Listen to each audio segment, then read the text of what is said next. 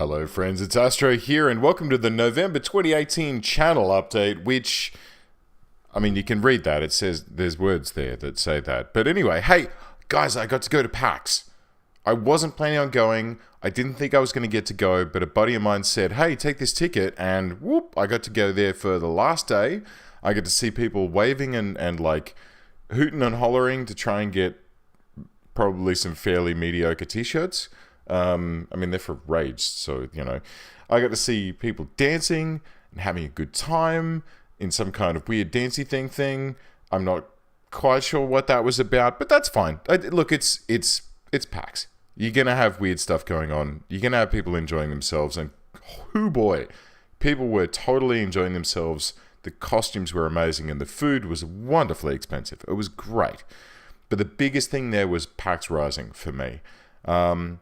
So I've always had a passion for indie games, and that's part of the reason why I play the games that I do, right? Like, the games that I play aren't AAA titles, and you know what? They probably won't be.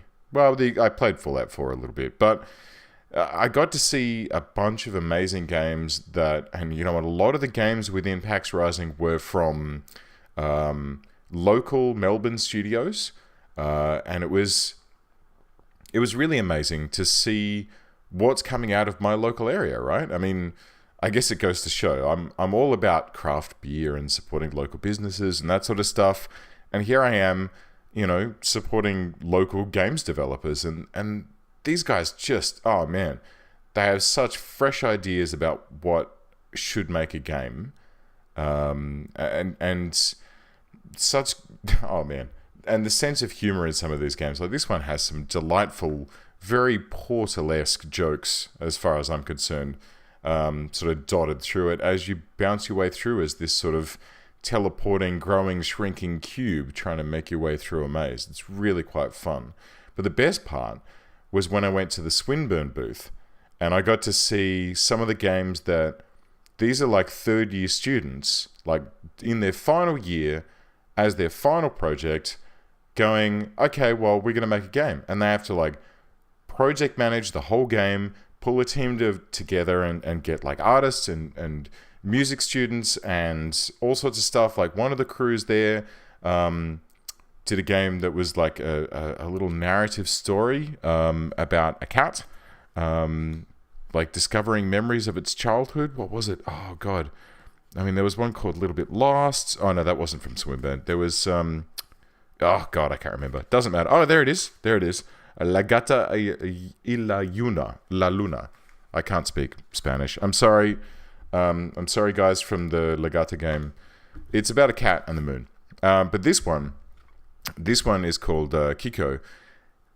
Is this super chill, fun, really intuitive platformer. And I'm really looking forward to playing this. I really want to, like, you know, just chill out on the couch and roll around with this. You get to possess a dandelion to float and a rock to, like, hurl yourself around. It's, like, super, super cute.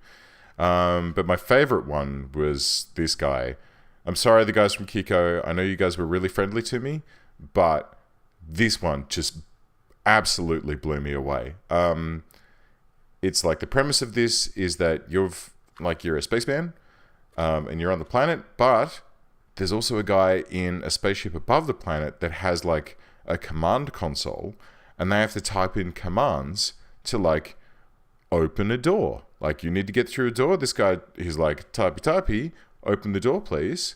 And then the spaceman over here, door gets open and he can move his way through to the next section. And I was just so amazed that that these kids came up with such an awesome concept and executed it so well. And it's quite funny, actually, you know, chatting to the guys. They were like, yeah, they told us that was what they wanted to do, like with asynchronous multiplayer and all this sort of stuff. They told us this, and we just didn't think that they would have any chance of doing it. But, you know, they pulled it off. I mean, really look forward to getting my hands on it and having a play.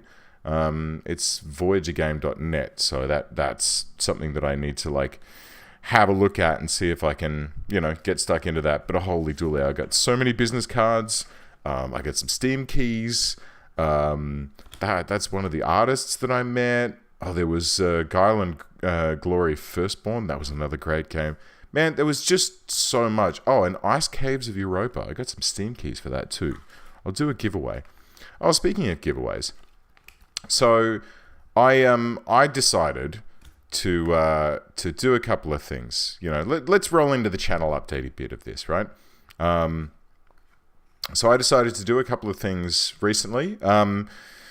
First of all, I decided to sit back in amazement as my subscriber count, which took let's say, since the start of this year until October to hit 100 subs. We're now at 165 today, on the 1st of October Australian time. 1st of November Australian time. So, wow. To the 65 odd people who have joined since I last did a channel update. Shit, welcome guys. I'm super thrilled to have you here. I'm really hoping that you're enjoying what's going on, and I'm really super excited to hang out with you and chat to you and stuff. And to that end, I've actually set up a Discord. So the Discord, I'm putting some links in a couple of the newer videos, but there's also up in the about box, if you click about on my channel, it'll have all my links there. I've added a bunch of stuff. So there's a link to my Discord, and there's a bunch of my friends are in there, and a couple of YouTubers have joined in as well. So it's quiet at the moment. It's fairly quiet, but we drop in every now and then and say good day. I've started a Patreon, so because I kind of, I don't know.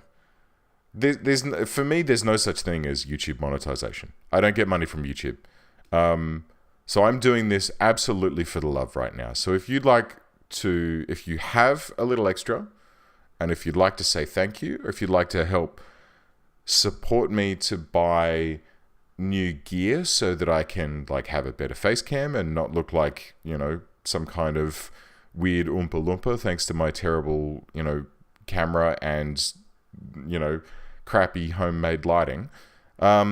If you'd like your experience to be a little bit better and you've got a little extra in your pocket, swing by the Patreon. There's a couple of different tiers there, everywhere from $1 a month up to whatever you fancy, basically. But the tiers are all listed there, and you can check that. If you're interested, go and check it out, and that'd be lovely. And then the other thing that I've done is, have I done anything else? No, that's pretty much it. I put some of my a link to my Spotify playlists up there, but that doesn't really bear mentioning. Anyway, so what's coming in the month ahead? I'm continuing on with Oxygen Not Included. That series is the active daily series at the moment. Weekend-wise, I want to try and... at the moment, most people are tuning in to see Prison Architect and Iron Wolf VR. That's what all my search results are. And nothing else is really getting any search traction at all, which is kind of a bummer.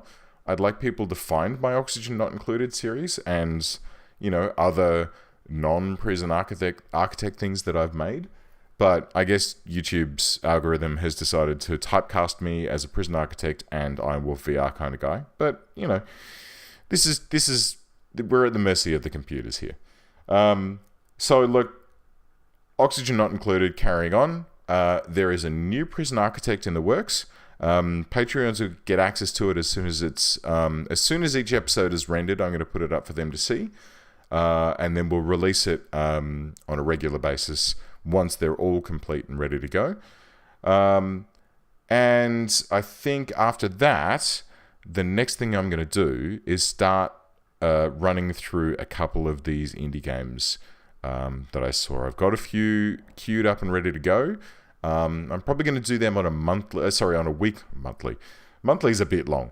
Probably on a weekly basis, I'll put up a video which is, from that suite of awesome games.